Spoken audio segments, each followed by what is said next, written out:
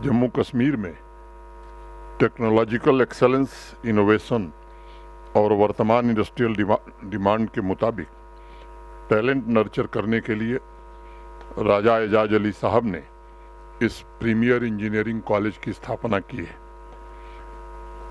Private engineering संस्थान के रूप में आने वाले समय में Kashmir college of engineering and technology का ब्रांड और उसकी प्रतिष्ठा नए मुकाम हासिल करे, ऐसी मेरी प्रार्थना है।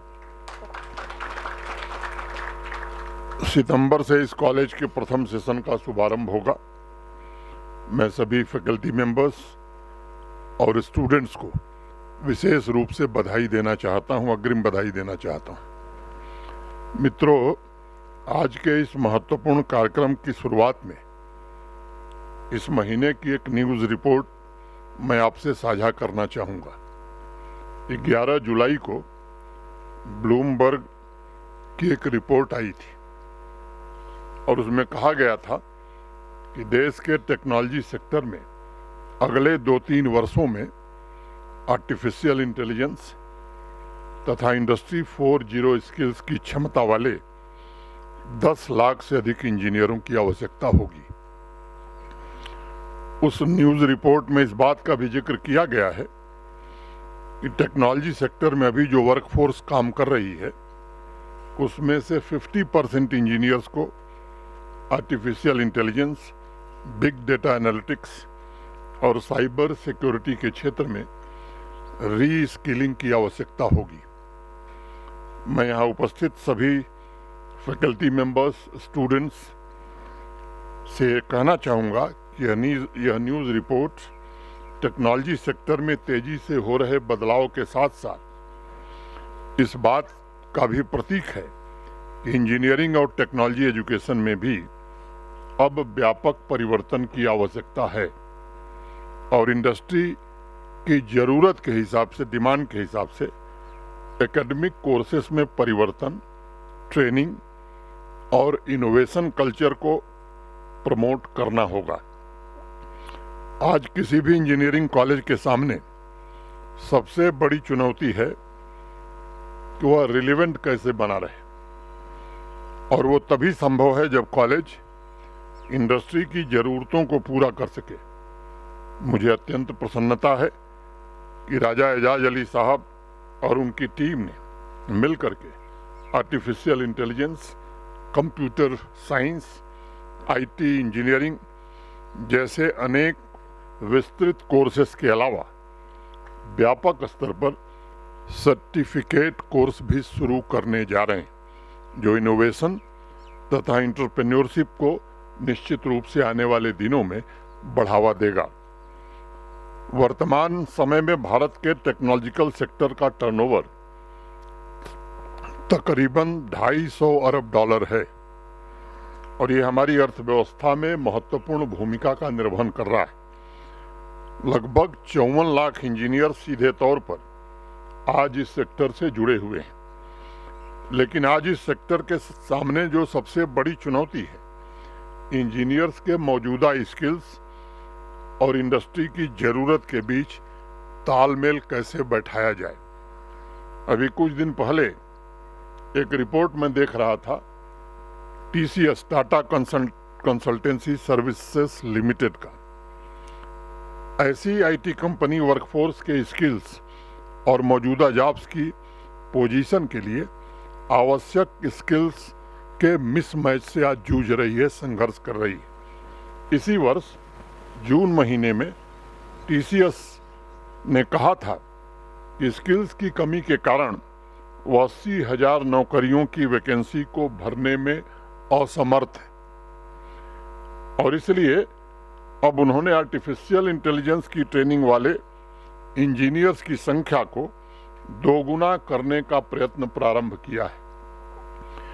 इन आंकड़ों के माध्यम से मैं सिर्फ ये बताना चाहता हूं कि आजकल आए दिन सोशल मीडिया पर जिस तरह की बातें होती हैं कि साहब इंजीनियरिंग ग्रेजुएट्स के लिए तो नौकरी है ही नहीं, उनका कैंपस प्लेसमेंट पहले की तुलना में काफ़ी कम हो रहा है। मुझे लगता है ये बातें बेबुनियाद हैं। आज इंजीनियरिंग और टेक्नोलॉजी कि कंपनीज में प्रोफेशनल्स की मांग बढ़ रही है। वर्तमान समय में इंडस्ट्री के लिए आवश्यक स्किल्स वाली वर्कफोर्स की ही वैकेंसी बढ़ रही है, और अगर आपके पास स्किल सेट है तो आपको नौकरी या जॉब की कमी नहीं है। लेकिन हाँ, अब हमें इस तथ्य को स्वीकार करना होगा कि सिर्फ डिग्री अब काफी नहीं है। अब डिग्री और उससे जुड़ा हुआ स्किल सेट वर्तमान समय की आवश्यकता के अनुरूप है कि नहीं है, ये ज्यादा महत्वपूर्ण हो गया है। मई जून के महीने में एक रिपोर्ट आई थी कि बड़े बड़े कॉलेज के हजारों इंजीनियरिंग ग्रेजुएट का कैंपस प्लेसमेंट नहीं हुआ। एक दूसरी रिपोर्ट उसी समय आई कि भारत की सबसे बड़ी इंजीनियरिंग और infrastructure development company Larsen and Toubro limited की आईटी और आईटी इनेबल्ड सर्विसेज विंग में 20,000 इंजीनियरों की कमी है। ये दोनों विरोधाभास, कॉन्ट्राडिक्शन, इंडस्ट्री की आवश्यकता और मौजूदा स्किल्स के गैप की वजह से हो रहा है। पिछले वर्ष दिसंबर में बॉस्टन कंसल्टिंग ग्रुप की एक रिपोर्ट आई थी जिसके मुताबिक अमेरिका में भी प्रतिवर्ष 4 लाख नए इंजीनियर्स की आवश्यकता होगी, लेकिन टैलेंट्स की डिमांड और सप्लाई गैप की वजह से हर वर्ष 3 में से 1 इंजीनियर की पोजीशन खाली रह रही है। इन सभी आंकड़ों से एक बात स्पष्ट हो जा रही है कि इंजीनियरिंग एवं टेक्नोलॉजी सेक्टर में टैलेंट्स के डिमांड और सप्लाई के बीच गैप निश्चित रूप से बढ़ रहा है। मैंने नेस्कॉम की एक रिपोर्ट देखी यहाँ आने के पहले। उस रिपोर्ट का अनुमान है कि 2028 आते आते टैलेंट्स के डिमांड और सप्लाई में जो गैप है वो लगभग 29% हो जाएगा। और इसलिए मैं समझता हूं कि Kashmir college of engineering and technology के सामने एक बहुत बड़ी अपॉर्चुनिटी है, बहुत बड़ा अवसर है कि वह सिर्फ जम्मू कश्मीर नहीं बल्कि देश की प्रतिष्ठित कंपनीज के लिए टैलेंट पूल तैयार करे और आईटी के बेस्ट इंस्टीट्यूशंस के बीच आने वाले समय में अपनी जगह बनावे। मित्रों, ये सच है कि आज सिर्फ इनोवेशन महत्वपूर्ण नहीं रह गया है, बल्कि इनोवेशन का कमर्शियलाइजेशन और उसकी गति ये ज्यादा महत्वपूर्ण हो गई। आर्टिफिशियल इंटेलिजेंस और बिग डेटा एनालिटिक्स की टेक्नोलॉजी से संबंधित इनोवेशन में पिछले वर्ष की पहली छमाही की तुलना में इस वर्ष जो ग्रोथ है वो 25% ज्यादा है। इसके साथ ही साथ नए टेक्नोलॉजी के आईपी प्रोटेक्शन के लिए किए जा रहे एप्लीकेशन में भी भारी मात्रा में वृद्धि हुई है, जो इस बात को दर्शाती है कि कंपनीज अब आईईसी मॉडल पर विशेष रूप से ध्यान दे रही हैं। आईईसी माने innovation, evolution and commercialisation. Ministry of commerce and industry ने इस वर्ष मार्च में एक आंकड़ा जारी किया था जिसके मुताबिक हर 6 मिनट में एक नई टेक्नोलॉजी के आईपी प्रोटेक्शन के लिए एप्लीकेशन फाइल हो रही है। पिछले वर्ष प्रतिदिन एवरेज 250 पेटेंट जारी किए गए और लगभग 28,000 नए इंजीनियरिंग डिजाइन ये भी रजिस्टर हुए।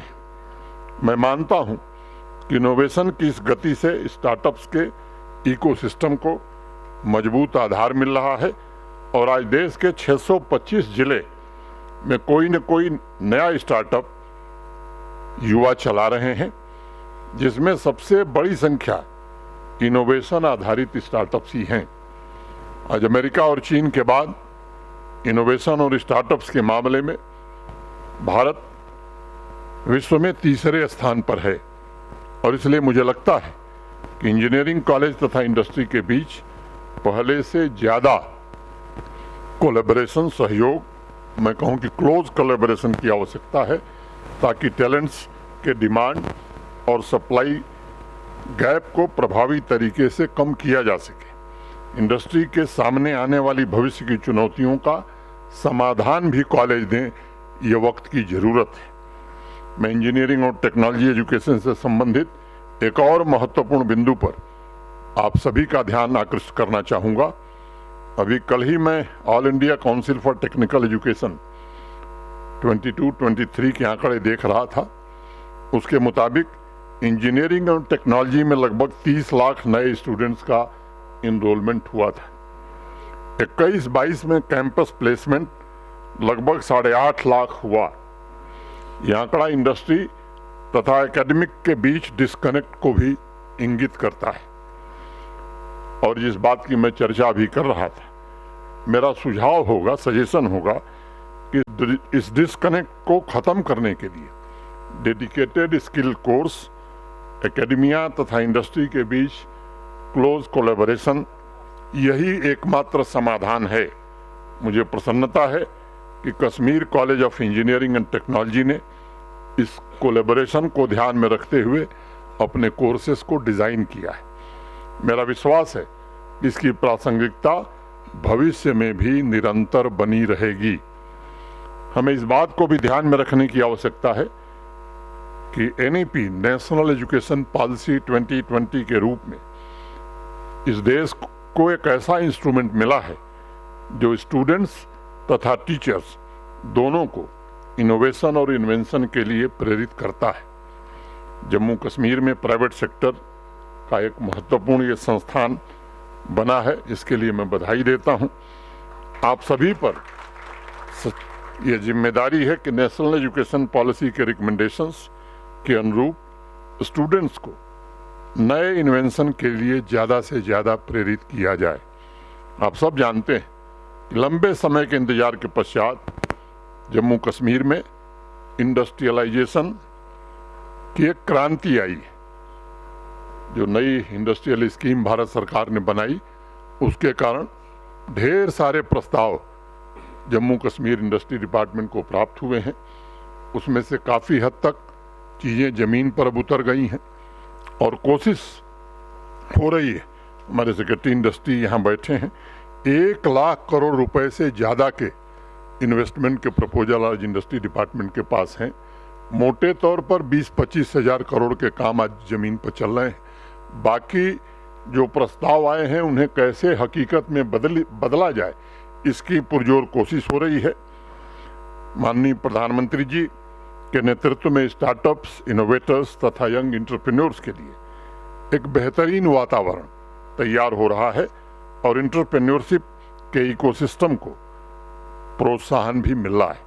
मुझे विश्वास है इस संस्थान के टैलेंट्स जम्मू कश्मीर में स्टार्टअप्स, इनोवेशन तथा एंटरप्रेन्योरशिप में एक नई क्रांति को जन्म देंगे। मैं एक बार पुनः Kashmir college of engineering and technology की टीम, राजा एजाज साहब और जिन लोगों ने भी इसको मूर्त रूप देने में अपना सहयोग दिया है, उन सबको मैं बहुत बहुत बधाई और हृदय से धन्यवाद देता हूं तथा 1 सितंबर से शुरू हो रहे पहले सेशन के लिए अपनी अग्रिम शुभकामनाएं देता हूं। बहुत बहुत धन्यवाद। जय हिंद, जय भारत।